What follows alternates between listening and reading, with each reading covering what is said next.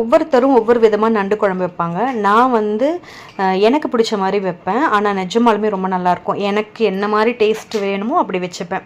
வெங்காயம் தக்காளி வதக்கி அரைச்சிக்கிட்டு அதில் 1 ஸ்பூன் மிளகாத்தூள்னா 2 ஸ்பூன் தனியாத்தூள், 1 ஸ்பூன் சோம்பு பொடி போட்டு கொஞ்சமாக எண்ணெய் ஊற்றி குக்கரில் ஒரு 4-5 விசில் விட்டு வேக வச்சு எடுத்துக்கணும். தேங்காயில் கொத்தமல்லி சோம்பு போட்டு அரைச்சி தனியாக வச்சுக்கணும்.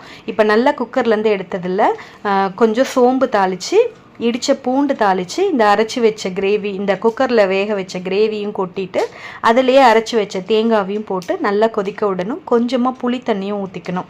ஏன்னா அது அந்த புளி தண்ணியோட அந்த ஒரு டேஸ்ட் கலந்து வரும்போது செம்மையாக இருக்கும். இந்த ஸ்டேஜில் உப்பு பார்த்து உப்பு போட்டுக்கோங்க. நல்லா கொதித்து வந்தோடனே நண்டு போட்டு சிம்மில் வச்சு மூடி வச்சு ஒரு 3 மினிட்ஸ், அதுக்கப்புறம் திறந்து வச்சு ஒரு 3 மினிட்ஸ், அவ்வளோதான். நல்ல செம்ம ஃப்ளேவர் வரும். இதுக்கு சின்ன டிப் என்னென்னா, அது நல்லா கொதித்து இறக்குறப்ப கருவேப்பிலையை நல்லா நசுக்கிட்டு போடுங்க.